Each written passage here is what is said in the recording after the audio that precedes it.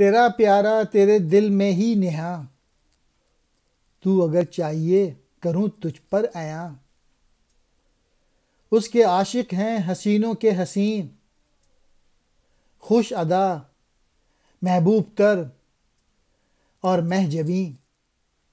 اس کے الفت دل کی تاب و تواں، خاک کو دیتی ہے اوج آسماں۔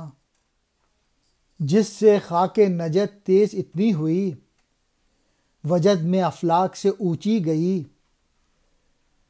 قلب مسلم ہے مقام مصطفیٰ، آبرو مسلم کی نام مصطفیٰ۔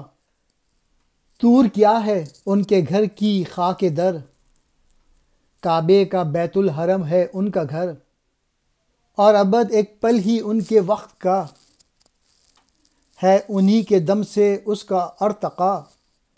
بستر خواب ان کا تھا ایک بوریا، تاج کسریٰ قوم کے قدموں میں تھا۔ معتکف غار حرا میں جب رہے، قوم و آئین و حکومت دے گئے۔ ان کی راتیں نیند سے عاری رہیں، تخت جم پر سوئی تب امت کہیں۔ ان اشعار میں علامہ اقبال نے اپنی محبت حضور صلی اللہ علیہ وآلہ وسلم سے ظاہر کی ہے۔ تیرا پیارا تیرے دل میں ہی نہاں، اس شعر میں علامہ اقبال کہہ رہے ہیں تیرے دل میں بھی ایک معشوق پوشیدہ ہے، چھپا ہوا ہے۔ اگر تو آنکھ رکھتا ہے، بصیرت رکھتا ہے تو آ میں تجھے دکھاؤں۔ اس کے عاشق ہیں حسینوں کے حسین۔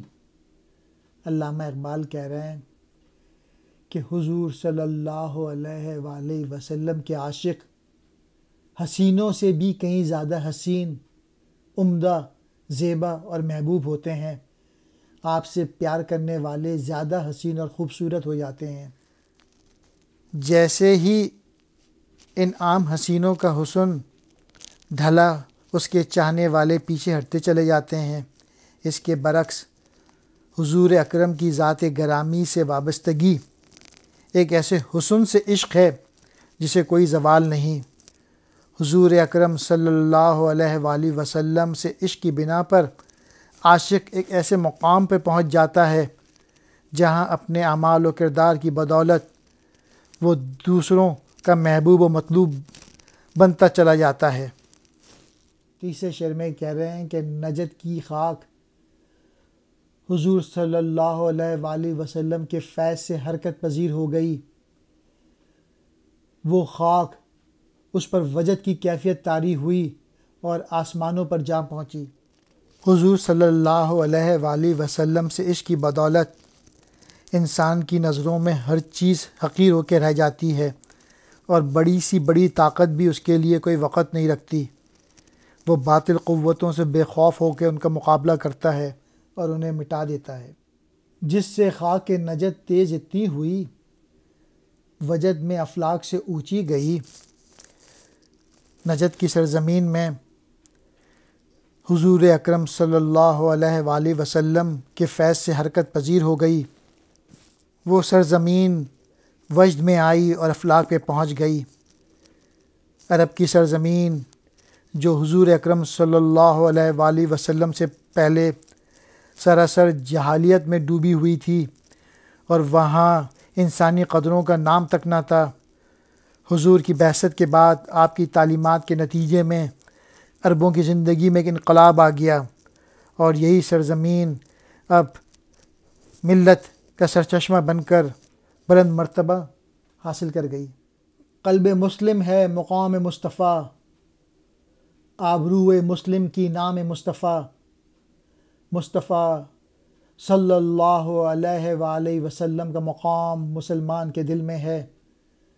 ہماری عزت و آبرو مصطفیٰ صلی اللہ علیہ وآلہ وسلم کے نام مبارک سے ہے۔ مسلمانوں کے لیے خدا کے بعد سب سے زیادہ لائق تکریم و احترام حضور کی ذات گرامی ہے۔ آپ ہی مسلمانوں کے اصل محبوب ہیں، اور حضور ہی سے وابستگی کی بنا پر مسلمان دونوں جہانوں میں عزت و سرخروئی حاصل کر سکتے ہیں۔ طور کیا ہے ان کے گھر کی خاک در، کعبے کا بیت الحرم ہے ان کا گھر۔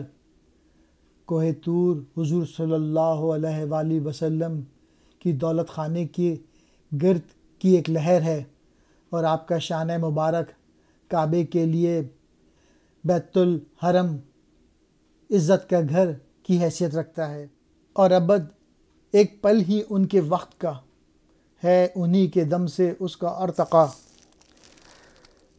ابد ایک نہ ختم ہونے والا وقت ہے، لیکن حضور صلی اللہ علیہ وآلہ وسلم کی مبارک زندگی کے لمحات کو دیکھا جائے جو زمان و مکان پر حاوی تھے۔ معراج شریف کی مثال لے لیجئے تو ابد کی ان کے آگے کوئی حیثیت نہیں رہ جاتی۔ ہاں، اگر کوئی حیثیت حاصل ہے اور اس میں اضافہ ہوا ہے تو یہ سب حضور صلی اللہ علیہ وآلہ وسلم ہی کے طفیل ہے۔ بستر خواب ان کا تھا ایک بوریا، تاج کسریٰ قوم کے قدموں میں تھا۔ چٹائی حضور اکرم کی راحت بھری نیند کی احسان مند ہے۔ کسریٰ جو کہ ایران کا بادشاہ کا تاج حضور اکرم کی امت کے پاؤں تلے ہے۔ میسج یہ ہے کہ کائنات کی سب سے عظیم ہستی جو ہیں وہ حضور صلی اللہ علیہ وآلہ وسلم ہے، تو ان سے متعلق ہر چیز کو اس تعلق پہ فخر اور ناز ہے، اور حضور اکرم صلی اللہ علیہ وآلہ وسلم کے سامنے کوئی بھی آ جائے، کتنا بڑا بادشاہ بھی آ جائے تو اس کی کوئی اہمیت نہیں ہے، وہ قدموں کے جو چھاپ ہوتی ہے اس کے برابر بھی نہیں ہے۔ معتکف غار حرا میں جب رہے، قوم و آئین و حکومت دے گئے، حضور اکرم صلی اللہ علیہ وآلہ وسلم نے غار حرا کے شبستان، وہ جگہ جہاں رات بسر کی میں جو خلوت گزاری، وہاں ایک قوم کو ایک آئین اور ایک عظیم حکومت دنیا کو دے گئے۔ یعنی آپ اعلان نبوت سے پہلے اپنا بیشتر وقت عبادت اور ریاضت میں گزارا کرتے تھے۔ ہاں، اپنی دعاؤں میں انسانوں کی اصلاح و فلاح ہی کو پیش نظر رکھا، اور آپ نے جو آئین اور جو شریعت پیش کیا، دنیا کی کوئی قوم آج تک ایسا آئین تیار نہیں کر سکی۔ ان کی راتیں نیند سے آری رہیں، تخت جم پر سوئی تب امت کہیں۔ یعنی حضور اکرم صلی اللہ علیہ وآلہ وسلم کی مبارک آنکھیں کئی راتیں نیند سے محروم رہیں، جب کہیں قوم شاہی تخت پر آرام سے سوئی۔